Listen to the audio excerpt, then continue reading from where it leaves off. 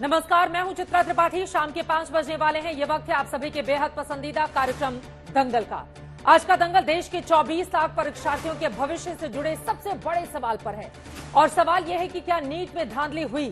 Supreme court में NEET धांधली के मुद्दे पर डाली गई 38 याचिकाओं पर आज सुनवाई हुई और अदालत ने केंद्र सरकार, नेशनल टेस्टिंग एजेंसी और सीबीआई को नोटिस जारी कर परीक्षा और धांधली के मुकदमों की जांच से जुड़े तथ्य अदालत के सामने पेश करने को कहा है। इन अर्जियों पर 11 जुलाई को अगली सुनवाई होनी है, लेकिन आज की सुनवाई में सुप्रीम कोर्ट के अंदर इन आरोपों को तकरीबन मान लिया गया है कि नीट के पेपर लीक हुए थे, जिसकी जांच सीबीआई कर रही है। हालांकि अदालत दो बड़े सवालों के जवाब पहले तलाशना चाहती है, जिसमें एक ये है कि पेपर लीक हुआ तो कैसे हुआ और क्या पेपर लीक का फायदा उठाने वाले परीक्षार्थियों की दोबारा परीक्षा कराई जा सकती है। इन सवालों का जवाब तभी मिल पाएगा जब सरकार, एनटीए और सीबीआई की ओर से पर्याप्त तथ्य ऑन रिकॉर्ड रख दिए जाएंगे। वैसे अदालत में जितनी अर्जियां पड़ी हैं, उन्हें अदालत ने बारी बारी से सुनवाई के 4 श्रेणियों में बांटा है। सबसे पहले उन अर्जियों पर सुनवाई चल रही है जो नीट की दोबारा परीक्षा चाहते हैं। इसके बाद एनटीए का पक्ष सुना जाना है, फिर नीट की दोबारा परीक्षा नहीं चाहने वालों की सुनवाई। लेकिन जिस तरह से नीट की परीक्षा के दिन से लेकर नतीजों तक तमाम सवाल उठाए गए और जांच में अब तक जो तथ्य सामने आए हैं, उसे फिर वही सवाल बड़ा होता है कि नीट में धांधली हुई तो किस स्तर की हुई और क्या नीट की परीक्षा दोबारा होगी।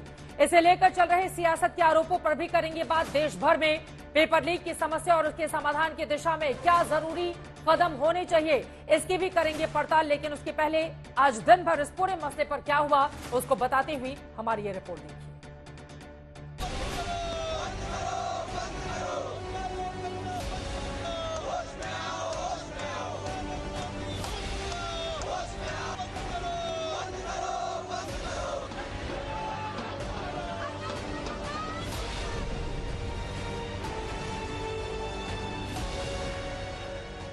जून को जब तय वक्त से 10 दिन पहले नीट के नतीजे घोषित हुए, तभी से देश भर के परीक्षार्थी इंसाफ की आवाज उठा रहे हैं। नीट की परीक्षा में धांधली के तमाम कारण और सबूत सामने आने लगे तो अदालत में एक नहीं 38 अर्जियां पड़ गईं। उधर नीट धांधली के मुद्दे पर विपक्षी गठबंधन भ्रष्टाचार के सियासी सवाल पर लगातार आवाजें उठा रहा है।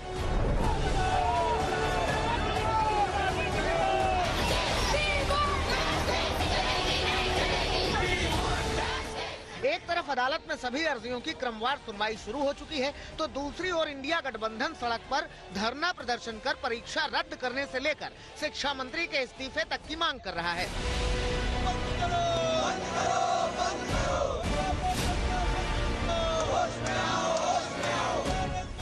उधर अदालत के सामने जो 38 अर्जियां पहुंची हैं, उन्हें 4 श्रेणियों में बांटकर सुनवाई शुरू हुई। पहले वो अर्जियां हैं जिनमें पेपर लीक के खुलासे के बाद दोबारा नीट परीक्षा कराने की मांग की गई है। दूसरे में एनटीए का पक्ष, जिसमें परीक्षा की प्रक्रिया को पाक साफ बताने का दावा किया गया है। तीसरे में वो अर्जियां हैं जिनमें दोबारा परीक्षा नहीं कराए जाने की मांग की गई है। और चौथी वो जिसमें सरकार पूरे मामले पर अपना पक्ष रख रही है और दोबारा परीक्षा का विरोध कर रही है।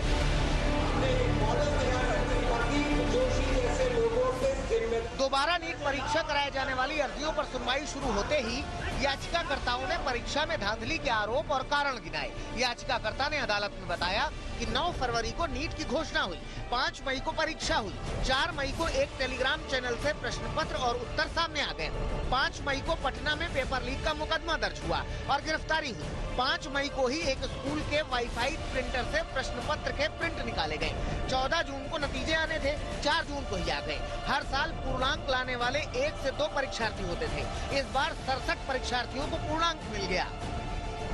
इन दलीलों के बीच अदालत ने एनटीए से कई सवाल किए। सुप्रीम कोर्ट ने सुनवाई के दौरान पूछा कि प्रश्न पत्र कौन तैयार करता है, प्रश्न पत्रों की छपाई कहाँ होती है, प्रश्न पत्र की ढुलाई के क्या इंतजाम थे, प्रश्न पत्र किसकी निगरानी में रहते हैं, एनटीए ने शहरों में प्रश्न पत्र कब भेजे, क्या पेपर लीक इलेक्ट्रॉनिक माध्यम से हुआ, पूर्णांक पाने वाले 67 लोगों में से कितनों को ग्रेस मार्क्स मिले, मार्क्स देने का तरीका क्या है, सीबीआई कितने मुकदमों की जांच कर रही है। अदालत ने पूरी परीक्षा को रद्द करने से 23 लाख परीक्षार्थियों पर असर पड़ने और रद्द नहीं करने से अन्याय की आशंका के बीच ये भी कहा कि अगर पेपर लीक के तरीके और उसका फायदा उठाने वाले परीक्षार्थियों के डेटा विश्लेषण से कोई निष्कर्ष निकालने की भी बात कही। इसी दौरान एनटीए ने यह भी बताया कि जो 100 टॉपर्स हैं उनमें 18 राज्यों और केंद्र शासित प्रदेशों के 56 शहरों में 95 केंद्रों पर परीक्षा देने वाले परीक्षार्थी शामिल हैं। इस बीच 6 जून से नीट की जो काउंसलिंग शुरू होनी थी वो भी शुरू नहीं हो सकी है। सुप्रीम कोर्ट 2 बड़े सवालों पर सबसे पहले विचार कर रहा है। पहला ये कि क्या पेपर लीक से पूरी परीक्षा प्रभावित हुई है और दूसरा ये कि क्या पेपर लीक से फायदा उठाने वाले परीक्षार्थियों की पहचान करना संभव है जिससे सिर्फ उन्हीं की दोबारा परीक्षा कराई जा सके। कोर्ट ने हियरिंग के दौरान इस चीज़ को माना कि इसमें तो कहीं कोई डाउट नहीं है कि पेपर लीक नहीं हुआ है। इस पर यूनियन ऑफ इंडिया की तरफ से थोड़ा इतराज़ था, पर कोर्ट ने कहा कि ये तो वेल नोन फैक्ट है कि जो पेपर लीक हुआ है, और अगर पेपर लीक हुआ है तो सिर्फ ये देखना है कि उसका इफेक्ट कहाँ तक पहुँचा गया है, क्या दोबारा रीटेस्ट की जरूरत है, या कुछ बच्चों का अगर आइडेंटिफाई कर पाए तो कुछ लोगों का एक लिमिटेड लेवल। सवाल कई हैं जिसका जवाब मिलना अभी बाकी है। संजय शर्मा हमारे संवाददाता जुड़ चुके हैं और ज्यादा जानकारी लेकर। संजय, सबसे बड़ा सवाल यही, पेपर लीक हुआ है, आज खुद अदालत की ओर से ये बातें कही गई, लेकिन इसका दायरा कितना बड़ा है अब यही जांच का विषय है और इसी पर आगे की सुनवाई में देखना महत्वपूर्ण रहेगा कि किस पक्ष की ओर से क्या दलीलें रखी जाती हैं और क्या बड़ी बातें आज कोर्ट में हुई। संजय, सबसे बड़ी बात यह है कि कोर्ट ने जिस तरह के क्वेश्चनायर यानी क्वेश्चन सेट किए हैं, ऐसा लग रहा है कि एनटीए नेशनल टेस्टिंग एजेंसी को एक नीट का एग्जाम देना पड़ रहा है कोर्ट के सामने, और उसमें भी ऐसा कि कोर्ट को संतुष्ट करना है। ऐसा लग रहा है कि सही जवाब पे 1 नंबर मिलेगा और गलत जवाब पे 4 नंबर कटेंगे। तो एनटीए के लिए बहुत तनाव की स्थिति है। पिछली बार जब सुनवाई हुई थी अवकाशकालीन पीठ के सामने, तब पीठ ने कहा था कि 8 जुलाई को पूरी तैयारी से आना, लेकिन कोर्ट ने जिस तरह के सवाल पूछे और जिस पर एनटीए बगले झांकता हुआ दिखा, उसे देखते हुए तो लग रहा, एनटीए ने कहा कि हम पूछ के बताते हैं, पता करके बताते हैं। कोर्ट ने कहा कि ये सारे सवालों के जवाब बुधवार शाम 5 बजे तक कोर्ट को दे दिए जाएं। गुरुवार को इस पर अगली सुनवाई है और इसमें एनटीए के ऊपर ये देखना है कि एनटीए अपने जवाबों से कितना संतुष्ट कर पाता है। कोर्ट ने कहा कि अगर दायरा बड़ा हुआ तो हम री एग्जामिनेशन का आदेश देने से कतई नहीं हिचकेंगे। आपको ये तर्क से बताना पड़ेगा, सबूतों से बताना पड़ेगा कि लीकेज का दायरा कम रहा है। कोर्ट ने बहुत सारे सवालों की झड़ी लगाई है और ये पूछा है कि प्रश्न पत्र छपे कहां थे, वहां से कैसे बाहर निकले, और जो भेजे गए केंद्रों तक अलग अलग लोगों की कस्टडी में रहे, पहले प्रेस की कस्टडी में रहे, वहां से बाहर निकले तो जिस माध्यम से उसे भेजा गया उसकी कस्टडी में रहे, वहां तक कैसे पेपर गए, फिर उसके बाद बैंक की कस्टडी में रहे, बैंक से फिर वो स्कूल तक, कॉलेजों तक, सेंटर तक आए, उनकी कस्टडी में रहे, फिर स्कूल की कस्टडी में रहे, यानी कई चरणों में अलग अलग लोगों की कस्टडी में रहे। लीकेज कहां हुआ ये बताइए, कैसे हुआ ये बताइए, किस समय हुआ, क्योंकि जिस समय लीकेज की बात कही जा रही है सुबह 5 बजे, वहां से लेकर 2 बजे के बीच में पूरा घटनाक्रम बताइए, विस्तार से बताइए, सबूतों के साथ बताइए, तर्कों और तथ्यों के साथ बताइए। अब ये देखना दिलचस्प होगा कि एनटीए इन टफ सवालों के जवाब कितनी आसानी से दे पाता है, या फिर उसे भी ऐसे विद्यार्थी, ऐसे कैंडिडेट जिनकी तैयारी पूरी नहीं होती, वो सवालों के जवाब पर चक्कर खा जाते हैं। तो क्या एनटीए वैसा कर रहा है? एनटीए को कई बार सॉलिसिटर जनरल तुषार मेहता ने अपनी दलीलों से उनको संभाला और ये बताया कि आखिर एनटीए कहना क्या चाहता है जो वो कह नहीं पा रहा है। अब ये देखना दिलचस्प होगा कि जब गुरुवार को 11 जुलाई को इस मामले में अगली सुनवाई होगी तो एनटीए अपनी दलीलों से कोर्ट को कितना संतुष्ट कर पाता है या क्या स्थिति होती है। संजय, कोर्ट तो ने क्या तो ये साफ माना कह दिया जा है कि सकता अगर है, आप हमें संतुष्ट कर आपने पाएंगे जो तो जानकारी दी, अब ये एग्जाम पेपर लीक का दायरा कितना बड़ा है, क्या सोशल मीडिया माध्यम है या व्हाट्सएप के जरिए या फोन के जरिए या कैसे, ये दायरा ही तय करेगा कि री एग्जाम होंगे या फिर नहीं होंगे, और 11 जुलाई तक का आप सभी को इंतजार करना होगा। संजय, क्या लब्बो-लुआब यही निकाला जाए आपकी बातों का? बिल्कुल, लब्बो-लुआब यही है। कोर्ट ने कहा है कि कितने छात्रों पर इसका असर हुआ है ये बताइए। 24 लाख छात्रों के भविष्य का सवाल है, उन युवाओं के भविष्य का सवाल है जिन्होंने अपनी जी तोड़ मेहनत की। इसके साथ ही कोर्ट ने मध्य वर्ग पर ध्यान देते हुए ये कहा कि दोबारा परीक्षा देने में चुनौतियां कम नहीं हैं। उन अभिभावकों के लिए बहुत मुश्किल होगी जिन्होंने परीक्षा केंद्र तक जाने का खर्चा, वहां रहने का खर्चा, ट्रांसपोर्टेशन, तमाम चीजों को हमें ध्यान में रखना पड़ेगा। लिहाजा इस संवेदनशील मुद्दे पर एनटीए बहुत ही सूझबूझ के साथ और बहुत ही सोच समझकर जवाब दाखिल करे। और ये भी कहा, सीबीआई से कोर्ट ने कहा कि वो स्टेटस रिपोर्ट दाखिल करे। आखिर उसने अब तक लीक करने वाले और जो छात्र इसमें इन्वॉल्व थे उन सारे लोगों का की पूरी जानकारी दे, स्टेटस रिपोर्ट दाखिल करे कि आखिर उसने अपनी जांच में अब तक क्या पाया है और उन लोगों के खिलाफ सरकार से कहा कि उनके खिलाफ अब तक क्या कार्रवाई की गई है जो लोग इस पेपर लीक में शामिल हैं। यानी 6 राज्यों में एफआईआर दर्ज की गई है। इसमें एक बड़ा अनूठा मोड़ तब आया जब ये कहा गया कि पटना में जो एफआईआर दर्ज की है उसके बारे में जब बात हुई तो सॉलिसिटर जनरल तुषार मेहता ने कोर्ट को अंतरिम आदेश लिखाते समय ये कहा कि जिस एफआईआर की बात की जा रही है, पटना पुलिस ने, बिहार पुलिस ने इस मामले में कोई प्रेस रिलीज जारी नहीं की है, लिहाजा सब कहा ही सुनी सुनाई बातें हैं, इसमें ऑथेंटिक ऑफिशियल प्रेस रिलीज जारी नहीं हुई है। अब ये गुरुवार को पता चलेगा कि आखिर इसमें अब बिहार पुलिस को और तमाम सीबीआई को इस मामले में क्या कहना है, तो ये देखना वाकई दिलचस्प होगा। तो कई दिलचस्प मोड़ों से गुजरता हुआ ये मामला अंतरिम आदेश तक आया है। कोर्ट ने लगभग पौना घंटा आदेश लिखाया है। एक विस्तृत आदेश है, पूरी सारी चीजों को समेटता हुआ एक समग्र आदेश है। अब ये गुरुवार को इस मामले में एनटीए किन दलीलों के साथ आता है, सीबीआई अपने स्टेटस रिपोर्ट में क्या कहती है, ये देखना दिलचस्प होगा, क्योंकि बहुत धन्यवाद संजय इस ने पूरी तो जानकारी के लिए। महत्वपूर्ण जानकारी आपकी ओर से दी गई है। अपने मेहमानों के साथ नीट मामले को लेकर चर्चा की शुरुआत हम करें उसके पहले आपको लेकर चलते हैं मॉस्को। रूस दौरे पर प्रधानमंत्री नरेंद्र मोदी पहुंच चुके हैं। जो बड़ी खबर, बड़ी जानकारी, उनके विमान की तस्वीरें आपको दिखा रहे हैं। मॉस्को पहुंचे प्रधानमंत्री नरेंद्र मोदी। काफी अहम ये दौरा माना जा रहा है क्योंकि रूस यूक्रेन वॉर के बीच प्रधानमंत्री नरेंद्र मोदी का वहां पर पहुंचना, भारत और रूस के बीच कई ऐसे समझौते हैं जिनके होने की उम्मीद प्रधानमंत्री नरेंद्र मोदी के इस दौरे से मानी जा रही है। तीसरी बार प्रधानमंत्री बनने के साथ ही नरेंद्र मोदी का ये दूसरा विदेशी दौरा, जिसकी तस्वीरें भारत रूस शिखर सम्मेलन में भाग लेने के लिए प्रधानमंत्री यहां पर पहुंचे हैं, जिसकी तस्वीरें इस वक्त आपके सामने हैं। रूस के साथ दोस्ती का नया अध्याय लिखा जाना है। जैसे ही पीएम बाहर निकलते हैं वहां पर अलग अलग कार्यक्रम भी आयोजित किए गए हैं, वो तस्वीरें भी आप तक पहुंचाएंगे। लेकिन एक बार फिर से लौटते हैं हम आज की सबसे बड़ी खबर को लेकर। नीट में धांधली हुई है, ये बात तो तय है, लेकिन दायरा कितना बड़ा है अब इसके आधार पर यह तय किया जाएगा कि दोबारा नीट की परीक्षा की जाएगी या फिर नहीं की जाएगी। 38 याचिकाएं देश की सर्वोच्च अदालत में है। आज सुनवाई हुई और 11 तारीख को अब सभी की निगाह इस बात पर टिकी हुई है कि एनटीए की ओर से, सीबीआई की ओर से, सरकार की ओर से क्या पक्ष रखा जाता है कोर्ट के भीतर। कई ऐसे मुद्दे हैं जिसको लेकर चर्चा की शुरुआत दंगल में हम करने जा रहे हैं। खास मेहमानों की मौजूदगी है, उनका परिचय आपसे करवा देती हूं। शहजाद पूनावाला जी, राष्ट्रीय प्रवक्ता भारतीय जनता पार्टी के हमारे साथ जुड़ चुके हैं। अनुराग भदौरिया जी, स्पोक्स पर्सन समाजवादी पार्टी के हमारे साथ मौजूद हैं। सत्य प्रकाश मिश्रा जी, लीडर जेडीयू के हमारे साथ जुड़ चुके हैं। राजेश गुप्ता जी, स्पोक्स पर्सन आम आदमी पार्टी के हमारे साथ मौजूद हैं। अमिताभ सिन्हा जी कुछ ही देर में आपको टीवी स्क्रीन पर दिखाई देंगे, एडवोकेट सुप्रीम कोर्ट के। Vivek Thakur, managing director and founder scholar den के हैं और आईआईटी खड़गपुर के आप एलुमनी भी हैं। सभी का बहुत बहुत स्वागत है। सबसे पहले शहजाद जी आपसे शुरुआत करते हुए, नीट में धांधली हुई है, आज सुप्रीम कोर्ट की ओर से जो टिप्पणी की गई उसमें यह बात पूरी तरह से साफ हो चली है। शहजाद जी, अब सरकार का क्या पक्ष है, क्योंकि जो 24 लाख स्टूडेंट हैं उनके जेहन में यह सवाल है कि दोबारा परीक्षा होगी या फिर परीक्षा नहीं होगी। सबसे पहले अभी संजय जी कह रहे थे कि परीक्षा सुप्रीम कोर्ट के सामने देनी पड़ेगी। चित्रा जी, हम तो हर रोज ही अग्नि परीक्षा देने के लिए तैयार है और इसीलिए इस देश में 2 टेम्पलेट है रिस्पांस के। पेपर लीक होता है तो 2 टेम्पलेट है। एक टेम्पलेट ये है कि 48 पेपर लीक होते थे उत्तर प्रदेश में, सेवा आयोग के अध्यक्ष को हटा दिया जाता था, कोई कार्रवाई नहीं।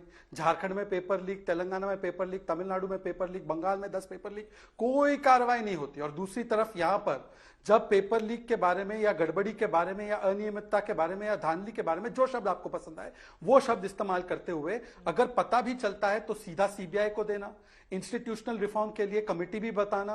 कमेटी का काम भी शुरू हो गया है, राधाकृष्णन कमेटी का काम। उसके अलावा एनटीए के डीजी को भी हटा दिया गया है। सीबीआई भी तत्परता से 6 एफआईआर कर चुकी है। उसमें किसका नाम आ रहा है, कौन से राजनीतिक दल के लिंक निकल रहे हैं, वो एक अलग विषय, उसमें नहीं जाना चाहता हूं।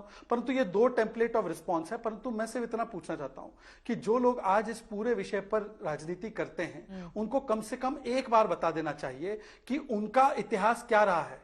आदरणीय मुलायम सिंह यादव जी ने जब उनकी सरकार बनी थी तो एंटी चीटिंग लॉ हटा दिया था। हमने चीटिंग और कॉपी करने के लिए सख्त कानून केंद्र में बनाया है। 48 पेपर लीक होने के बाद एक भी पेपर जो है उसके लिए चिंता नहीं की, उल्टा सेवा आयोग के अध्यक्ष अनिल कुमार यादव को बचाने वाले लोग थे। आज वहां से उनको कोर्ट को हटाना पड़ा, हमने स्वयं एनटीए के डीजी को हटा दिया है।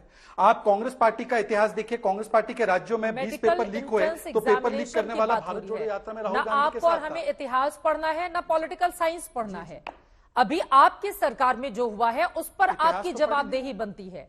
हाँ, अभी तो इतिहास और पॉलिटिकल साइंस की बात नहीं हो रही है ना। अभी तो 24 लाख छात्र जो इंतजार कर रहे हैं उसके लिए सरकार की ओर से क्या कोशिशें की जा रही है, सवाल ये बड़ा है। पेपर लीक के मामले लगातार अपना दायरा बढ़ाते हुए चले जा रहे हैं और ट्रांसपेरेंट तरीके से परीक्षाएं तक आयोजित नहीं हो पा रही हैं। फिर ऐसे में आप दूसरों पर उंगली कैसे उठा सकते हैं शहजाद जी? चित्रा जी, आप ही ने जब ये चर्चा शुरू की तो आप ही ने कहा ये पॉलिटिकल डिबेट की ओर मैं जा रही हूं संजय। आपने तो ये नहीं कहा कि हम लोग इसमें एक एकेडमिक डिस्कशन करने वाले हैं। अगर आप पॉलिटिकल डिस्कशन में मुझे बुलाएंगी और मेरे राजनीतिक विरोधी मुझ पर सब प्रकार के आरोप लगाएंगे तो मुझे भी तो अवसर मिलेगा ना कि मैं कम से कम उनका क्या इतिहास रहा है वो कम से कम आपके और दर्शकों के सामने रख लूं। मैं आपको बताता हूं क्यों। अभी कांग्रेस पार्टी ने इंडिया टुडे को कोट करते हुए एक ट्वीट डाला। उसने कहा कि 70 पेपर लीक हुए 7 वर्षों में। उन 70 पेपर में 14 पेपर उनके समय के राजस्थान के थे और 10 पेपर बंगाल के थे। उसमें ना मोदी जी का, ना केंद्र का, ना एनटीए का, ना किसी का लेना ना देना, परंतु उन्होंने डाल दिया, खबर बन गई और खबर चल गई। तो मेरा तो दायित्व है ना कि कम से कम आज जो इस पर राजनीति कर रहे हैं, हमने तो अपना कार्य बताया कि मैंने क्या क्या हम लोगों ने किया केंद्र की ओर से, पर ये लोगों ने क्या किया। 10 पेपर लीक बंगाल में हुए, उसमें एक कार्रवाई बता दे। झारखंड में पब्लिक सर्विस कमीशन का पेपर लीक हुआ है, उसमें एक कार्रवाई बता दे। दूसरी बात, आज जो सुप्रीम कोर्ट ने कहा, मैं उस पर भी आना चाहता हूं 10-15 सेकंड लेकर। देखिए, सुप्रीम कोर्ट ने बड़ी ही संजीदगी के साथ इस मामले में कहा कि जो भी धांधली या कमियां हुई हैं उसको हमें इस दृष्टि से भी देखना पड़ेगा कि क्या वो इतना व्यापक है कि पेपर का रीटेस्ट कराया जाए, क्योंकि केवल पेपर रीटेस्ट कराना है, 24 लाख लोगों के भविष्य को इस प्रकार से खिलवाड़ की ओर नहीं लिया जा सकता। उन्होंने वही बात कही है जो केंद्र की सरकार ने और एनटीए ने हलफनामे में कही है। तो एक प्रकार से उन्होंने स्वीकारा है कि अगर ये जो पूरा घटनाक्रम है ये व्यापक नहीं है तो रीटेस्ट कराने की आवश्यकता नहीं है, क्योंकि ये दूसरे उन बच्चों पर एक प्रकार से नेगेटिव परिणाम होगा जिन्होंने मेहनत की है। तो मुझे बताइए, इसमें अभी सियासत का कोई स्कोप ही नहीं बचता। पर अगर सियासत अनुराग जी करेंगे तो पेपर लीक के विषय में कानून किसने हटाया, पहले यह सवाल पूछिए। अनुराग भदौरिया जी, उनके सवाल का जवाब दीजिए। ठीक है, ये पूछिए। ठीक है, छात्रों के संवेदनशील इस मसले पर क्या राजनीति जरूरी है? क्या मिल बैठकर 24 लाख छात्रों के भविष्य के लिए क्या बेहतर व्यवस्था बने, उस पर विचार नहीं किया जा सकता है? अनुराग भदौरिया जी, और जो शहजाद ने आरोप लगाए हैं शहजाद जी ने, उस पर भी जवाब दीजिए। देखिए, बहुत अच्छी आपने बात कही। यहाँ 24 लाख बच्चों के भविष्य की बात करने के लिए हम लोग बैठे हैं, राजनीति करने नहीं। अब 24 लाख बच्चों के भविष्य के साथ खिलवाड़ होगा, मैं आवाज उठाऊंगा। अगर बीजेपी कहेगी कि राजनीति है तो मैं मानता हूं राजनीति है। अगर हथरस में 120 लोगों की मौतें हो जाएगी और हमारे देश के लोग अपने यहाँ पे वो मौत के आगोश में चले जाएंगे और मैं आवाज उठाऊंगा और ये कहेंगे राजनीति है, तो मैं मानूंगा राजनीति है। पहलवान महिलाओं के साथ अन्याय होगा, अत्याचार होगा, रोड पे घसीटी जाएंगी, ये कहेंगे अगर विपक्ष आवाज उठा रहा, राजनीति कर रहा है, तो मैं राजनीति मानता हूं। अगर किसानों की मौतें होंगी धरने में और किसान की एमएसपी गारंटी नहीं मिलेगी, किसान की इनकम दोगुनी नहीं होगी और मैं आवाज उठाऊंगा विपक्ष के नाते, अगर बीजेपी कहेगी राजनीति है तो मैं मानूंगा राजनीति है। आना और अपनी बात कहना महत्वपूर्ण है अनुराग जी, लेकिन नीट की बात हो रही है। नहीं, नीट की बात, मैंने शहजाद जी को भी टोका था, मैं आपको भी टोकूंगी। हम नीट की बात कर रहे हैं ना अनुराग भदौरिया जी, बाकी विषयों को लेकर आएंगे। मैं आ रहा हूँ, आप शहजाद पुना वालों को नहीं टोक पाए, मुझे टोकने लगे। प्लीज अनुराग जी, ये रोना बंद कीजिए, ये रोना बंद कीजिए, नीट पर बोलिए ना, नीट पर बुलाया गया है आपको बात करने हम लोग हैं, तो इसके मतलब अन्याय आप भी करेंगे क्या? अरे नीट पे बोलूंगा, मैं परीक्षा पे तो बोल रहा हूं। अब आप कहिए मैं क्या बोल रहा था, नीट पे तो आ रहा हूं ना। मैं कह रहा हूं राजनीति, उन्होंने कहा राजनीति है, इसलिए मैंने याद दिलाया कि अगर विपक्ष में होने के नाते अगर बच्चों के साथ अन्याय होगा, पेपर लीक होगा, अगर 5 साल में 60 पेपर लीक होंगे, जिसमें 40 एग्जाम जो है यहाँ पे भर्ती के एग्जाम है, 25 वैसे जो हम लोग एग्जाम देते हैं, अगर पेपर लीक होगा, बच्चों के भविष्य के साथ खिलवाड़ होगा, आवाज उठाएंगे। भारतीय जनता पार्टी आवाज से बच नहीं सकती, ये बोल के कि राजस्थान, झारखंड और छत्तीसगढ़ की बात करके नहीं बच पाएगी। दूसरी बात ये बताइए कि छात्रों ने महीनों भर मेहनत की, उनकी मेहनत पे पानी फिर गया, जिम्मेदार कौन? पेपर लीक हुआ, पेपर लीक हुआ एनटीए की वजह से। एनटीए में बैठे लोग कब जिम्मेदार होंगे या उनको जिम्मेदार कब ठहरा जाएगा? पेपर लीक माफिया पे क्यों नहीं पेपर लीक माफिया उन पे कंट्रोल क्यों नहीं हो रहा है सरकार का, जरा बताए। और छात्रों के पैसे का नुकसान हो उसकी जिम्मेदारी कौन उठाएगा? क्या छात्रों की पेपर लीक की आड़ में कहीं नीट में धांधली तो नहीं हो रही है? यह भी तो पता लगाने की जरूरत है। और पेपर लीक की कीमत, पेपर लीक हो रहा है उसकी कीमत छात्रों को क्यों चुकानी पड़ रही है? छात्रों की क्या गलती है उसमें? उनके भविष्य से खिलवाड़ क्यों हो रहा है बताइए? छात्र क्यों मानसिक टॉर्चर से गुजर रहा है? छात्रों को जो मानसिक टॉर्चर से गुजर रहा है उसके जिम्मेदार कौन? छात्रों की जो यहाँ पे मेहनत में पानी फिरा उसके जिम्मेदार कौन? छात्रों को जो आर्थिक मुसीबत से गुजरने पड़ेगा उसका जिम्मेदार कौन? ये सारे सवाल तो है ना, भारतीय जनता पार्टी को देने पड़ेंगे ना। बोलिए शहजाद जी। उन्होंने कई सवाल पूछे हैं एक साथ, उसके बाद बाकी मेहमानों के पास में जाऊंगी। ठीक है, आज बताइए छात्रों को, अब जवाब ले लेते हैं। छात्रों का जो पेपर लीक माफिया है उन पे अंकुश नहीं लगा पा रहे तो फेलियर कौन? बोलिए, सरकार की जिम्मेदारी है ना। और फेलियर किसका है शहजाद पूनावाला जी? ठीक है, आपने सवाल पूछ लिया, अब जवाब सुनने का धैर्य दिखाइए अनुराग जी प्लीज। अब हो गया सर सवाल, एक साथ इतना सवाल पूछेंगे वो कंफ्यूज हो जाएंगे। जवाब ले लेते हैं। बोलने दिया, अगर अपनी सवाल उठाऊं तो बोलने दीजिए। अनुराग भदौरिया जी, सारे सवाल सरकार से ही होंगे ना, तो बट ऑब्वियस है कि ज्यादा उन्हीं को बोलने का मौका मिलेगा। प्लीज सर, यहाँ पर सारे लोग उन्हीं से सवाल पूछने के लिए बैठे हैं, तो ये तो बात सच है कि उन्हीं को ज्यादा बोलने का मौका मिलेगा। सर आपने 10 सवाल पूछ लिए हैं, आप जवाब ले लेते हैं अनुराग जी। आपने 10 सवाल पूछे हैं, सवाल तो पूरा हो जाए। अभी सवाल पूरा नहीं हुआ है। अरे नहीं, अभी 3 सवाल और हैं, सवाल तो पूरा बोलिए। 3 सवाल मैं कह रहा हूं कि भारतीय जनता पार्टी की सरकार ये बताए और नहीं देश की जनता को ये बताए कि आखिर पर्चा लीक लगातार जो इस सरकारों में हो रहे हैं उसका जिम्मेदारी लेने से भागती क्यों है, ये बताए। ठीक है, ये बताए कि पर्चा लीक जो हो रहे हैं लगातार, तो ये पर्चा लीक नहीं है, ये छात्रों की किस्मत लीक कर रहे हैं। दरअसल में उनके भविष्य खिलवाड़ कर रही है सरकार, उनके भविष्य के साथ खेल रही है। तो मानसिक तनाव, डिप्रेशन में जाते हैं, इससे जिम्मेदार कौन? ये सवाल है। शहजाद पूनावाला जी। देखिए, एक के बाद एक सब सवाल के जवाब देता हूं। एक तो बात अच्छी है कि अनुराग भदौरिया जी ने मान लिया कि हम इस विषय पर खुलकर राजनीति करेंगे। राजनीति करनी है तो करिए, परंतु बच्चों की पीड़ा क्या झारखंड में, तमिलनाडु में, तेलंगाना में, बंगाल में कम होती है क्या? उनके भी विषय में आप आवाज उठाइए ना। वहां 10 पेपर लीक हुए, एक आवाज निकली क्या? झारखंड में पेपर लीक हुआ, सरकार है आपकी, आवाज निकली क्या? आपने एक भी बार नहीं बोला कि किस प्रकार से तेलंगाना में पेपर लीक हुए, तमिलनाडु में। क्या वो भारत का हिस्सा नहीं है क्या Chitra ji? India is union of states, ये एक बहुत महान व्यक्ति बोलकर चले गए थे ना हमें। चलिए छोड़ देते इस विषय को, उस पर इनकन्वीनियंट है, नहीं बोला। इन्होंने बोला paper leak mafia. Chitra ji, आपके दर्शकों के लिए एक बहुत बड़ा डिस्क्लोजर करना चाहता हूं। अभी 2-3 दिन पहले एनएसयूआई का एक बहुत बड़ा लीडर ओम प्रकाश ढाका पकड़ा गया है पेपर लीक करते हुए। वैसे इस वाले पूरे कांड में भी जो अनियमितताएं हैं उसमें कौन है, सिकंदर यादवेंदु, उसके लिंक प्रीतम से, प्रीतम किसका आदमी है, किसने गेस्ट हाउस बुकिंग की, ये सारी चीजें आ चुकी है। पर इसके विषय में देखिए, पेपर लीक करने वाला का तो कोई पार्टी नहीं होता ना।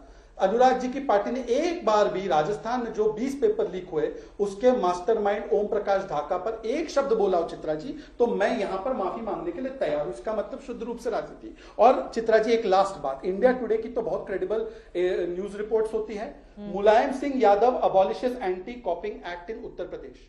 सोचिए कि उत्तर प्रदेश में कानून लाया गया था कि कॉपिंग को खत्म किया जाए। इनकी सरकार ने एजेंडा बनाया था कि हम कॉपिंग करने वालों को बख्श देंगे। ठीक है, ये तो इनका इतिहास है। 48 पेपर इनके लीक हुए। इसीलिए मुझे लगता है कि यहां पर बाकी जो भी लोग अपनी राय दे, कम से कम जो पानी की टोटी से लेकर पेपर लीक को नहीं छोड़ते, हर जगह चोरी करते, उनको कम से कम। अनुराग जी, मैं आपके पास आऊंगी और मेहमान भी इंतजार कर रहे हैं। मॉस्को प्रधानमंत्री भी पहुंच गए हैं, वो तस्वीरें भी आ रही हैं, हम लगातार दिखा रहे हैं। सत्यप्रकाश मिश्रा जी, अब आपके पास आते हुए हमारे साथ 4 मेहमान और बैठे हुए। अनुराग भदौरिया जी, आप ये तय नहीं करेंगे, व्यक्तिगत आरोप नहीं है, मुद्दे पर आरोप है, ले लूंगी। सत्यप्रकाश मिश्रा जी, अब तक 39 लोगों की गिरफ्तारियां हुई हैं, जिनमें सबसे ज्यादा 15 हैं बिहार से। आप जाने देते हैं, आप खुली छूट देते तो निकल जाओ आरोप लगा के। अनुराग जी, मुझे लगता है कि यहाँ पर खुद एंकर बनने की कोशिश मत किया करिए। विधायक कौन है? नहीं, एक अनुराग भदौरिया जी, मैं पूछ रही हूँ ना सत्यप्रकाश मिश्रा जी से सवाल, जिसकी आप बात कर रहे हैं वो बिहार से ही है, मैं पूछ रही हूँ सवाल। सर 10 सेकंड से ज्यादा नहीं लूंगा। अरे 10 सेकंड से ज्यादा लूंगा ही नहीं चित्रा जी। 10 सेकंड से ज्यादा लूं तो आप मेरी आवाज बंद कर देना। मैं पूछना चाहता हूं, भारतीय जनता पार्टी की सरकार में अभी राजभर जी के साथ वहां उत्तर प्रदेश सरकार चलाई, बेदीराम कौन है विधायक? किसका नाम आया? बेदीराम विधायक का नाम नहीं आया। पहले आप जवाब दो। नहीं, बेदीराम कौन है? कौन है? नीट की परीक्षा ऑल इंडिया बेसिस पे होती है, चाहे तेलंगाना हो, चाहे आंध्रा हो, चाहे उत्तर प्रदेश हो, चाहे बिहार हो, चाहे महाराष्ट्र हो, चाहे कोई भी हो। अगर देश के अंदर में पर्चा लीक भारतीय जनता पार्टी की सरकार में हुआ है, नीट पूरे हिंदुस्तान का एक एग्जाम होता है और उसमें पेपर लीक हुआ है, तो ये भारतीय जनता पार्टी की जिम्मेदार है। बेदीराम कौन है बता के जाएगा। बीजेपी अलायंस पार्टी के विधायक है और उनका वीडियो भी वायरल है, उनका किस नाम में नाम आया, पर्चा लीक कराने में उनका नाम हमेशा आया। कौन है बेदीराम जी बता के जाइएगा, कौन है बेदीराम बता के जाइएगा राजभर की पार्टी से, बताइए कौन है बेदीराम। पूछना चाहता है, हिंदुस्तान पूछना चाहता है उत्तर प्रदेश के विधायक बेदीराम क्या करते हैं। सत्य प्रकाश मिश्रा जी सीधे आपके पास आते हुए मेरा सवाल यही है, 39 लोगों की गिरफ्तारी हुई है, 15 लोग बिहार से सामने आए, लेकिन जो मास्टरमाइंड है संजीव मुखिया वो अभी तक फरार है। अब बिहार की पुलिस क्या कर रही है कि इतने दिनों से भी मास्टरमाइंड को पकड़ नहीं पा रही है? चित्रा जी, मामला अब सीबीआई के पास भी है। केंद्र सरकार ने सीबीआई जांच की अनुशंसा की, ये सौभाग्य का विषय है। मास्टरमाइंड पकड़ा जरूर जाएगा और इसके तार जहां जहां जुड़े होंगे वो सारे तार खंगाले जाएंगे और सब लोग गिरफ्तार होंगे। आपको इस बात की शाबाशी देनी चाहिए थी कि सबसे पहले बिहार पुलिस की आर्थिक अपराध शाखा ने इस पूरे गैंग को पकड़ा, तब जाकर पता चला कि पर्चा लीक है। आज माननीय सुप्रीम कोर्ट ने भी इस चीज को माना है कि पर्चा लीक है। अब उसके सामने दो स्थिति है कि क्या पूरी तरह दोबारा नीट को कराया जाए, या सरकार की जो एक 24 लाख छात्रों की एक चिंता है कि बहुत सारे छात्रों ने बहुत वर्षों की मेहनत से एक नीट की परीक्षा दी है और उन लोगों ने अपने टैलेंट पे अपने नंबर को सिक्योर किया है, तो क्या उनको भी दोबारा फिर से नीट कराया जाए। ये एक असमंजस स्थिति है। मैं अनुराग भदौरिया जी की चिंता से वाकिफ हूं और मैं हर राजनीतिक दल की चिंता से वाकिफ हूं कि चलिए सब मिलकर छात्रों की चिंता कर रहे हैं तो एक सूत्र में इस चीज को मानिए कि सरकार ने एनटीए पर भी एक बड़ी कमेटी गठित करने का फैसला किया और जरूरत पड़ा तो जितनी भी संस्थाएं हैं उसके अंदर जो भी लोग काम कर रहे हैं, जिस तरह की सुधार की जरूरत पड़ेगी सरकार करेगी। इसके पहले कि मैं बाकी मेहमानों के पास जाऊं, सत्य प्रकाश मिश्रा जी, आपने कहा कि शाबाशी देनी चाहिए, तो मुझे लगता है कि सर शाबाशी ले लीजिए। अब सत्य प्रकाश मिश्रा जी, जो संजीव मुखिया मास्टरमाइंड है, 2010, 2012, 2013 में भी सर सुनिए ना, परीक्षाओं के पेपर लीक मामले में इसका नाम सामने आया था, अभी भी इसका नाम सामने आया है। शाबाशी ही है ना कि बार बार जिस आदमी का नाम सामने आता है उसके खिलाफ कोई कार्रवाई नहीं होती है, तो सर अब इससे बड़ी शाबाशी आप और क्या लीजिएगा। देखिए, इसमें एक व्यक्ति सिकंदर यादव था, वो पहले भी गिरफ्तार हो चुका है। शाबाशी इस बात की नहीं मांग रहे हम। बिहार पुलिस ने सबसे पहले बस्ट किया, आपको बिहार पुलिस को धन्यवाद कर सकते हैं अगर करना चाहें। मेरा कहना यह है कि हमने त्वरित होकर के हमारी सरकार ने वहां कार्रवाई करी, वो बैठी नहीं रही, खामोश नहीं रही, वो चिंतित रही और कार्रवाई को के दायरे को आगे भी बढ़ाया। उस बीच अगर सीबीआई जांच की अनुशंसा हुई तो सीबीआई उसकी जांच करेगी। ठीक है, जल्दी जल्दी बाकी लोगों की भी मैं टिप्पणी ले लेती हूँ, उसके बाद मैं आपको बोले दूंगी। सीबीआई अधिक सक्षम है। आखिरी बात, नहीं राजनीतिक, मैं एक पॉइंट, राजनीतिक सभी बिंदुओं को सुप्रीम कोर्ट का फैसला ही समाप्त कर सकता है। अनुराग भदौरिया जो कह रहे हैं कि वो राजनीति करना चाहते हैं, वो राजनीति करे। राजेश गुप्ता जी, स्पोक्स पर्सन आम आदमी पार्टी के हमारे साथ जुड़े हैं। ठीक है, राजेश गुप्ता जी, बार बार सत्ता पक्ष की ओर से यही कहा जा रहा है और अभी वो कह रहे हैं कि आपको तो बिहार पुलिस की पीठ थपथपानी चाहिए कि उन्होंने ही भंडाफोड़ किया इस पूरे मामले का। तो इस पूरे मामले में राजनीति किसकी ओर से की जा रही है राजेश गुप्ता जी? पक्ष विपक्ष सबको मौका मिल गया है। चित्रा जी, मुझे बड़ी अजीब सी बात समझ में नहीं आ रही। अब पहले भी इसके ऊपर बात हो चुकी है कि क्या मतलब राजनीति किस मुद्दे पे होनी चाहिए? किसानों की, मजदूरों की, बच्चों की राजनीति ना करे तो किस बात की करे? फिर मंगलसूत्र की राजनीति करे, मांस की करे, मछली करे, मुसलमान की करे, यही राजनीति करे? अरे देश के भविष्य के साथ में आप खेल गए। 24 लाख बच्चे ये नहीं समझ पा रहे हैं कि उनके साथ में क्या हो गया, उन्हें आगे क्या करना है, क्या ये पेपर कैंसिल होंगे, क्या ये माने जाएंगे, क्या ये दोबारा होंगे? धर्मेंद्र प्रधान जी उसमें कहते हैं छोटी मोटी कुछ हुआ है, कुछ ज्यादा हुआ नहीं है। प्रधानमंत्री जी फ्रांस में जाके बोलते हैं, एक मिनट बीच में रुक जाओ मिश्रा जी, अब आपके बीच में नहीं बोलते। दुनिया जहान के बारे में बात करोगे लेकिन बच्चों के बारे में बात नहीं करते हो। जब देश के मुद्दे आते हैं, चाहे मणिपुर का है, चाहे बच्चों का है, चाहे किसानों का है, तो मुंह में दही जम जाती है मोदी जी के। और ये आके यहाँ पे बात कर रहे हैं कि राजनीति मत करो। किस बात पे राजनीति करें आप बताइए? यहाँ बैठ के मैं क्या करूं? हम मछली के ऊपर बात करने लग जाए? ये इतना बड़ा शो है, इतने बड़े आप एंकर है, इतना बड़ा चैनल है, इसमें देश के मुद्दों की बात होगी और हम करेंगे। अब सुप्रीम कोर्ट को बीच में आके बोलना पड़ जाता है। अब ये कहते हैं बहुत बड़ा बिहार पुलिस ने काम कर दिया, पकड़ लिया। अरे तुम्हारी सरकार कर कहते रही थी, लीक कैसे हुआ? बिहार पुलिस को मैं खुशी दी, थैंक यू वेरी मच, आपने अपना काम करा, लेकिन ये लीक हुआ कैसे? उनको कौन पकड़ेगा? प्रिकॉशंस क्यों नहीं लेते हैं? क्यों और की तरफ भागते हैं? हर बार वही ड्रामा। दो स्टेट्स के नाम आ रहे हैं, गुजरात और बिहार, दोनों में इनकी सरकार है। सीबीआई, ईडी, जब देखो विपक्ष के पीछे भागने के लिए है, लेकिन यहां पे कोई काम कर रहा है तो कहां पर है कि सीबीआई को कह दिया जी अब सीबीआई जांच करेगी। तब तक ये बच्चे क्या करेंगे? आपने मजाक बना दिया। आपकी प्रायोरिटीज देखिए, यही प्रॉब्लम है कि प्रायोरिटी शिक्षा स्वास्थ्य नहीं है। दिल्ली के मॉडल में, अरविंद केजरीवाल के मॉडल में प्रायोरिटी शिक्षा थी। हमने हमेशा पढ़ाई के ऊपर ध्यान दिया कि बच्चे पढ़ेंगे तो देश का भविष्य सुधरेगा, लेकिन इनका क्या है? ये लोग तो मजाक बनाते हैं। दरअसल ये गरीबों से चिढ़ते हैं, ये चाहते ही नहीं कोई गरीब का बच्चा पढ़ के डॉक्टर इंजीनियर बन जाए। प्राइवेट कॉलेजेस इन्हीं लोगों के हैं, सबको मालूम है, कोई मेरा तो है नहीं, चित्रा जी आपका भी नहीं होगा, इन्हीं लोगों के। तो इनको डोनेशन चाहिए, इनको अपने कॉलेज चलाने हैं, तो ये चाहते ही नहीं कि गरीब का बच्चा पढ़ के कोई डॉक्टर इंजीनियर बन जाए। ठीक है सत्य प्रकाश जी, मैं आऊंगी। दो और मेहमान है, एक भी टिप्पणी उनकी नहीं हो पाई है, पहले उनकी टिप्पणी ले लेती हूं, उसके बाद मैं फौरन आपके पास आऊंगी। विवेक ठाकुर जी, सीधे आपके पास आते हुए, 50 से ज्यादा बच्चों ने लेकिन ये भी याचिका देश की सर्वोच्च अदालत में लगाई है, ये कहते हुए कि रीनीट नहीं होनी चाहिए। उन्होंने कहा है कि इससे ईमानदार छात्रों ने, जिन्होंने पूरी तैयारी के साथ एग्जाम दिया है, जिनके नंबर आए हैं, उनके ऊपर सीधा असर पड़ेगा इसका। विवेक ठाकुर जी। चित्रा जी देखिए, इसमें जो रीनीट नहीं कराने वाले छात्र हैं जो कह रहे हैं उन पर असर पड़ेगा, ये बात जो है बिल्कुल बेसलेस है, इस निराधार इसलिए है क्योंकि देखिए परीक्षा में अगर 700 नंबर लाने वाला बच्चा, अगर उसकी परफॉर्मेंस खराब भी होती है दोबारा, अगर वो 680 नंबर लाता है, 675 भी लाता है, तो अगर आप पिछले साल के से उठाए कंपेयर करेंगे तो वो बेहतर रैंक लाएगा, उसे बेहतर कॉलेज मिलेगा। तो उन बच्चों को बिल्कुल भी गुमराह किया जा रहा है। मेरी तरफ से बहुत स्पष्ट संदेश है कि आपको इसमें परेशान नहीं होना चाहिए, पहली बात। दूसरी बात, इन बच्चों को आगे एमबीबीएस पढ़ाई करने के बाद जिस प्रोफेशन में काम करना है वो प्रोफेशन बहुत टफ है, उसमें बहुत मेंटल टफनेस चाहिए। किसी बच्चे को आगे चल के लिवर ट्रांसप्लांट करना होता है, किसी को आजकल ब्रेन ट्रांसप्लांट तक की चीजें आ चुकी हैं। जब आप इतने टफ ऑपरेशंस में इन्वॉल्व होंगे तो आप इस बात की दुहाई नहीं दे सकते आप मेंटली इतने वीक हैं, इतने फ्रेजाइल हैं कि अगर 2 महीने के अंतराल पे आपका दोबारा एग्जाम हो रहा है तो आप शायद अच्छा नहीं कर पाएंगे। मुझे लगता है कि इस पूरे जो है इसके पीछे शील्ड वो लोग ले रहे हैं जो शायद 30-40 लाख रुपए में पर्चा खरीद के सिस्टम के अंदर घुसना चाह रहे हैं, और कहीं ना कहीं सरकार की रोकना चाहूंगी। प्रधानमंत्री नरेंद्र मोदी रूस पहुंच चुके हैं, मॉस्को से ये लाइव तस्वीरें आपको दिखा रहे हैं। प्रधानमंत्री अपने विमान से उतरते हुए प्रधानमंत्री नरेंद्र मोदी व्लादिमीर पुतिन के निमंत्रण पर 2 दिवसीय दौरे पर पहुंच चुके हैं। गार्ड ऑफ ऑनर उनको इसी वक्त दिया जा रहा है एयरपोर्ट पर। तस्वीरें आपके सामने हैं, वेणुकोवो इंटरनेशनल एयरपोर्ट है जहां पर प्रधानमंत्री नरेंद्र मोदी का ये विमान लैंड किया, और उसके बाद देखिए सीढ़ियों से जब वो उतरते हुए दिखाई दिए। आपको बताते चले खास इंतजाम किए गए हैं, गार्ड ऑफ ऑनर इस वक्त एयरपोर्ट पर ही दिया जा रहा है, यहीं पर रिसेप्शन का भी इंतजाम किया जा रहा है। यहां से सीधे नरेंद्र मोदी होटल जाएंगे। अगर ऑडियो आ रहा है तो हम सुना सकते हैं। प्रधानमंत्री नरेंद्र मोदी को इस वक्त गार्ड ऑफ ऑनर इस वक्त दिया जा रहा है एयरपोर्ट पर, ये तस्वीरें आपके सामने हैं। इसके बाद होटल जाएंगे जहां पर रूसी आर्टिस्ट गरबा करेंगे, जिसकी तस्वीरें भी आज तक ने आप तक पहुंचाई थी।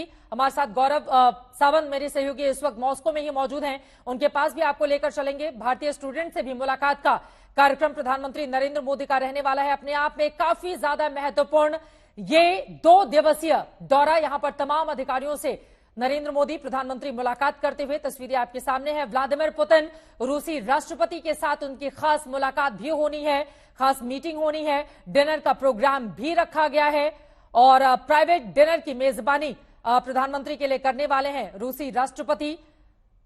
ये तस्वीरें आपके सामने हैं, guard of honour Narendra Modi प्रधानमंत्री को देते हुए। एक बार एम्बियंस सुनिए। Здесь вашего прими столица Российской Федерации.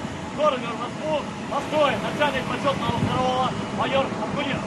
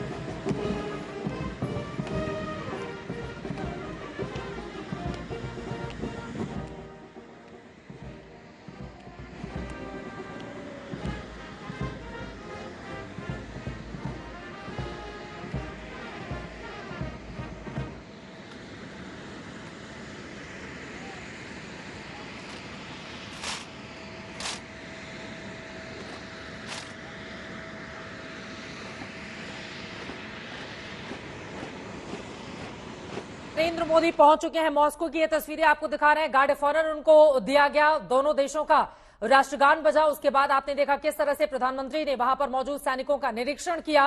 ये एक परंपरा होती है गार्ड ऑफ ऑनर की, जिसको निभाया जाता है।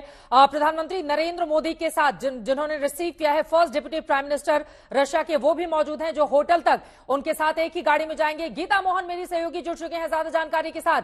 गीता, गार्ड ऑफ ऑनर हो चुका है, अब आगे का क्या कार्यक्रम रहने वाला है प्रधानमंत्री का? अभी होटल पहुंचेंगे। होटल में अगर आप देखें तो भारतीय समुदाय के लोग वहाँ उनके इंतजार में हैं और उनको वेलकम करने वाले हैं। और उसके बाद शाम को आज उनका डिनर है, जो राष्ट्रपति पुतिन का अपना पर्सनल कॉटेज है दाची, वहां पर वो जाके एक डिनर होगा उनका। और ये बहुत स्पेशल मोमेंट है क्योंकि ऐसे पर्सनल कॉटेज में ले जाके डिनर होस्ट करना ये बहुत ही कम करते हैं राष्ट्रपति पुतिन। तो ये दिखाता है कि कितना इम्पोर्टेंस देता है रूस भारत के साथ रिश्तों को और प्रधानमंत्री नरेंद्र मोदी को पर्टिकुलरली। और यहाँ आज के दिन बस डिनर है, कल है जो बायलैटरल टॉक्स होंगे वो कल होंगे प्रधानमंत्री नरेंद्र मोदी और राष्ट्रपति पुतिन के बीच, जब जो बायलैटरल इश्यूज हैं उन पर बातचीत होगी, रीजनल इश्यूज हैं उन पर भी बातचीत होगी और जो ग्लोबल इश्यूज हैं उन पर भी बातचीत होगी। ये ऐसे वक्त पे आ रहा है, ये विजिट हो रहा है जब रूस को पूरी दुनिया आइसोलेट एक तरफ करने की कोशिश कर रही है। और ऐसे में भारत ने फिर से दिखाया है कि रूस भारत के लिए कितना महत्वपूर्ण है और ये रिश्ते कितने महत्वपूर्ण हैं रूस और भारत के बीच। दूसरी बात यह है कि अगर आप देखें तो प्रधानमंत्री नरेंद्र मोदी का टेक्निकली पहला विदेश दौरा एक बायलैटरल विजिट के लिए है। इससे पहले जब वो गए, वो इटली उनका पहला दौरा था, लेकिन वो G7 समिट में शिरकत कर रहे थे इसलिए गए थे। और उसके बाद जो पहला उनका बायलैटरल विजिट है, स्टेट विजिट है, वो रूस है। वो चाहते तो कोई भी देश को चूज कर सकते थे, लेकिन उन्होंने रूस को सबसे पहला अपना डेस्टिनेशन बनाया। ये अपने में ही एक बहुत बड़ा मैसेज है वेस्ट के लिए कि चाहे रूस और यूक्रेन का युद्ध चलता रहे, चाहे वेस्ट जितना भी चाहे और रूस को एक तरफ करने की कोशिश करे, लेकिन भारत के लिए रूस बहुत इम्पोर्टेंट है और ये रिश्ते बहुत महत्वपूर्ण है।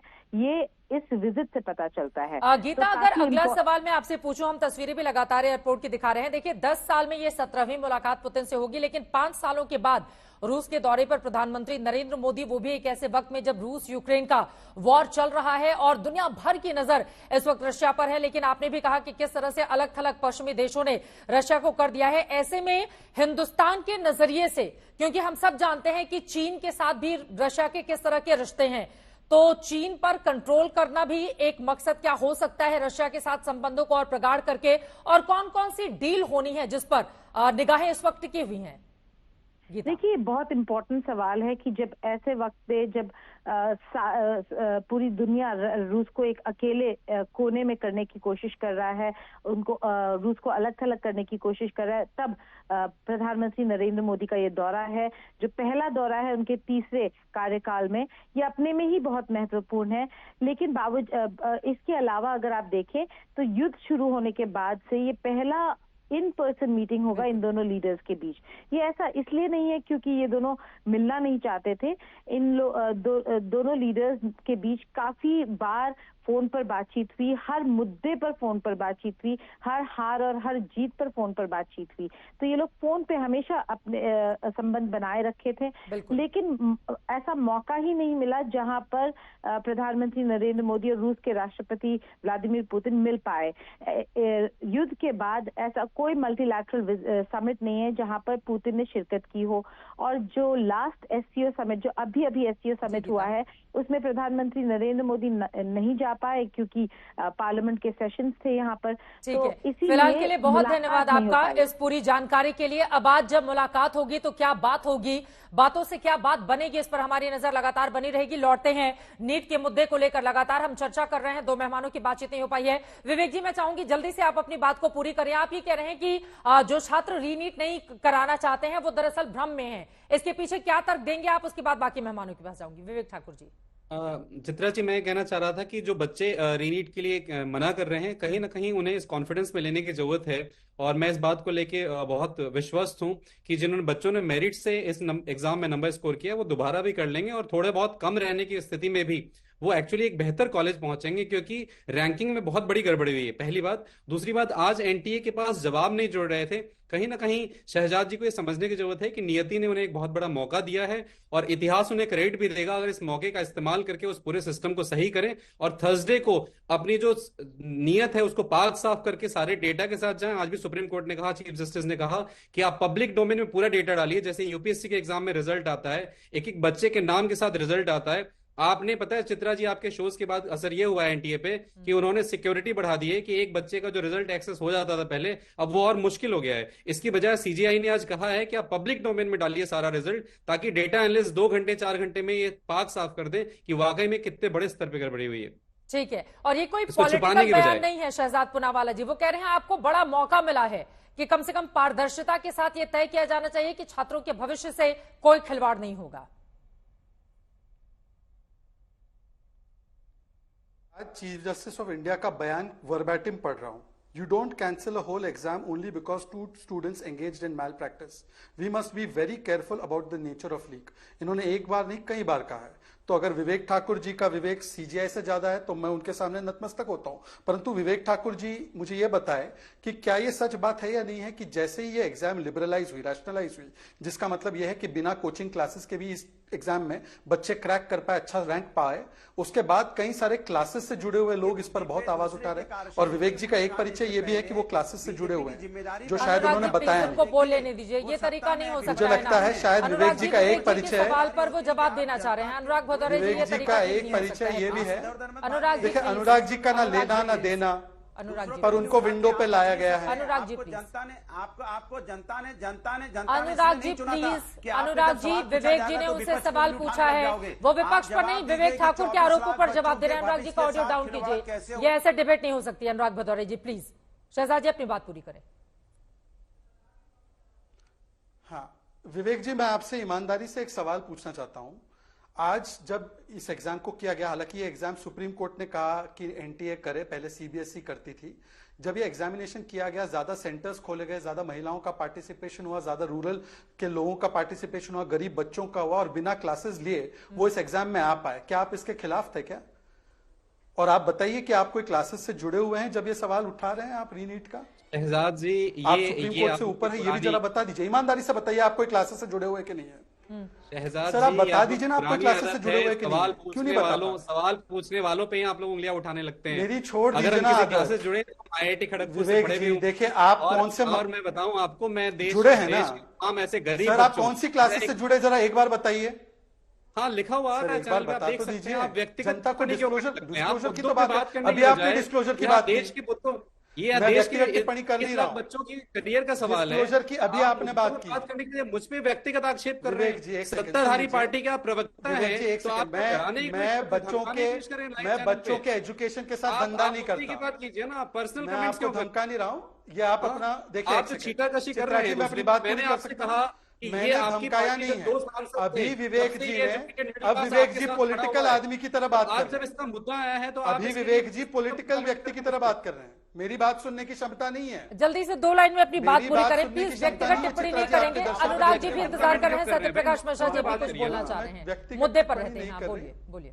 केवल इतना कह रहा हूं, चित्रा जी, मेरे देश के गरीब लोग, मेरे देश के ग्रामीण के लोग, मेरे देश के वो लोग जो कोचिंग के बिना भी इस एग्जाम में आए हैं, उनके हितों को भी देखना होगा। डिस्क्लोजर की बात करते अपना डिस्क्लोजर देना भूल गए कि वो क्लासेस से जुड़े हैं। आपकी साइड ऑफ स्टोरी है, चाय की दुकान चलाते हैं चंदौसी में। अच्छी बात है वानिवर, अच्छी बात है वानिवर, पर आपने अपना डिस्क्लोजर क्यों नहीं दिया चैनल पर? कि जब कोई सवाल, अपना डिस्क्लोजर क्यों नहीं दिया चैनल? सवाल उठाइए। ठीक है अनुराग भदौरे जी, प्लीज कोई व्यक्तिगत टिप्पणी नहीं। देखिए, अगर नीट पेपर लीक होता है तो सरकार की जिम्मेदारी, जवाबदेही ज्यादा बनती है। बोलिए अनुराग भदौरे जी, आप तो सबके बीच में ही बोल लेते हैं, बोल लीजिए, बोलिए।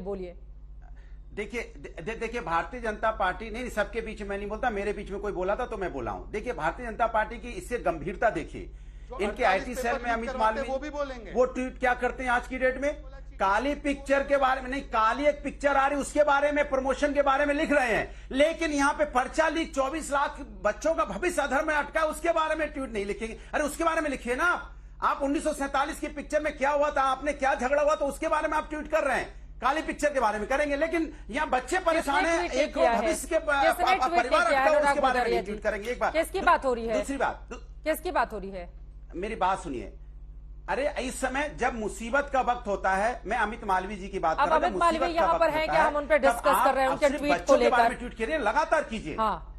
अरे मैं अपनी बात कह लूं, अरे मैं बात कह लूं, हो गई बात, मुझे बात बोलने दीजिए। मैंने कहा कि देखिए देश की हालत क्या हो गई है, मैंने उस पर 2 लाइन किसी ने खूब लिखा है, किताब में जो हमने पढ़ा, सपने में जो हमने गढ़ा, आशा थी कि मेहनत से हमारा भविष्य चमकेगा, लेकिन पेपर लीक हुआ, मेहनत की प्रकाष्ठा को धोखे का तमाचा मिला। जो बच्चे रातों को जगे, तैयारी में हर क्षण भागे, उनकी मेहनत का क्या हुआ? धोखेबाजों ने सबको ठगा। आप बताइए, मैंने कहा धोखेबाजों ने सबको ठगा। अब सवाल यह है कि लगातार इस तरह की बातें, तो हमारी जिम्मेदारी, भारतीय जनता पार्टी की ज्यादा जिम्मेदारी बनती है कि इन्हीं पे लिखिए ना सारा दिन, बच्चों के जो पेपर लीक हो उस पे लिखिए। आरोप प्रत्यारोप का दौर जारी रहेगा, लेकिन मामला बेहद गंभीर है और इसकी गंभीरता को समझा भी जाना चाहिए। कविताओं से, व्यक्तिगत टिप्पणी से, ओछे आरोपों से इतर 24 लाख बच्चों का सवाल है। सुप्रीम कोर्ट में मामला है, 38 याचिकाएं हैं। 11 जुलाई को इस पूरे मामले में देश की सर्वोच्च अदालत क्या देती है फैसला, इस पर लगातार हमारी नजर बनी रहेगी। लेकिन सरकार की जवाबदेही, जिम्मेदारी तय की जानी चाहिए कि इस तरह की परीक्षा में पूरी पारदर्शिता बरते और छात्रों के भविष्य के साथ कोई खिलवाड़ नहीं हो। आगे क्या होगा इस पर लगातार हमारी नजर बनी रहेगी। इसी के साथ दंगल में अभी के लिए बस इतना ही। देश और दुनिया की तमाम खबरों के लिए आप देखते रहिए।